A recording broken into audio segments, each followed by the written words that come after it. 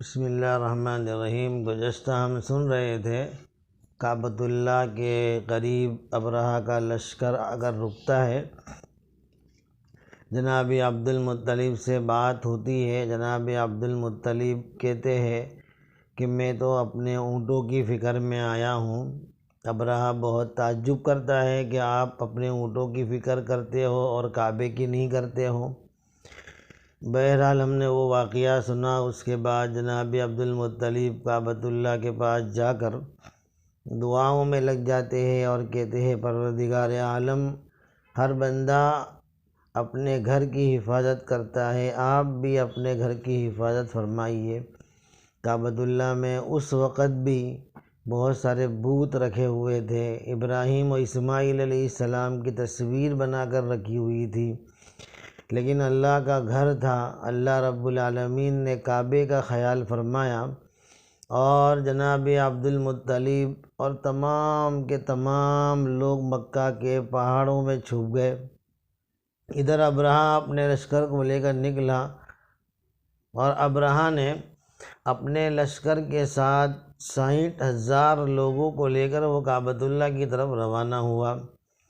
جب کعبۃ اللہ کے قریب ایک حد میں پہنچا حرم کی، تو جو اس کا اونٹ تھا، جو اس کا ہاتھی تھا، وہ نیچے بیٹھ گیا۔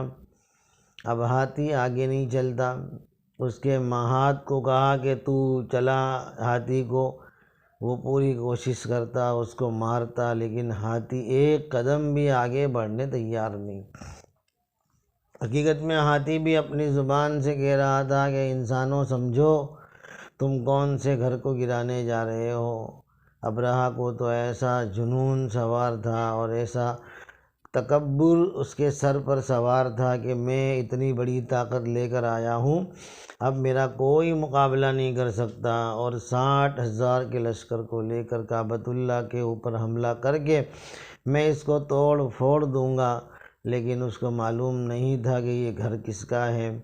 پوری طاقت لگانے کے باوجود بھی کعبۃ اللہ کے قریب اس کا ہاتھی نہ پہنچا۔ اس نے اپنے تمام ہاتھی چلانے والوں پر بہت زور لگایا کہ تم کرتے کیا ہو، کیوں ہاتھی آگے نہیں بڑھتا ہے، لیکن بہت کوشش کرنے کے باوجود ہاتھی ایک قدم آگے نہ بڑھا۔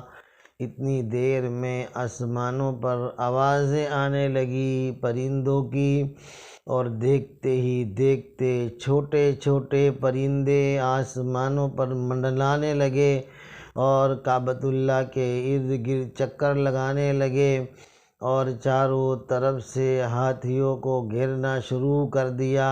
اور وہ چھوٹے چھوٹے پرندے جن کو قرآن نے ابابیل کہا ہے، اللہ رب العالمین کا ہوائی لشکر آ گیا اور اپنے پیروں میں چھوٹی چھوٹی میزائل اور اس کے اثرات بڑے بڑے بم سے بھی زیادہ طاقتور تھے، وہ لے کر پرندے آ گئے۔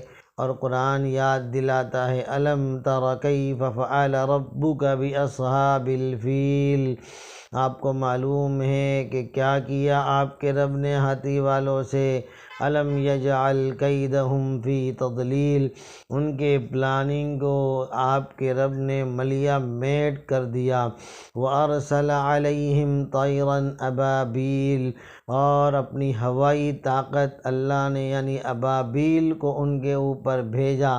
تَرْمِيهِمْ بِحِجَارَةٍ مِّن سِجِّيلٍ، وہ نشان لگائے ہوئے پتھر ان کو مارتے تھے۔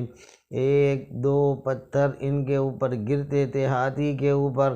ہاتھی کا لشکر اور ہاتھی والے، ایک چھوٹی سی کنکری پڑتی تھی، ایسے جیسے بم گرتا ہے، ایسی آواز ہو کر ان کے جو ہے پڑخشے اڑ جاتے۔ اور قرآن یہاں تک کہتا ہے فَجَعَلَهُمْ كَعَصْفٍ مَأْكُولٍ، کہ ان کی حالت ایسی کر دی کہ ایک پتھر ہاتھی پر گرتا تو وہ ایسے ہو جاتے جیسے ہم منہ میں نوالا چباتے ہیں، اور نوالا چبانے کے بعد منہ میں سے تھوک دیتے ہیں، وہ نوالے کی کیسی حالت ہوتی ہے، ایسی حالت تمام ہاتھی والوں کی ہو گئی۔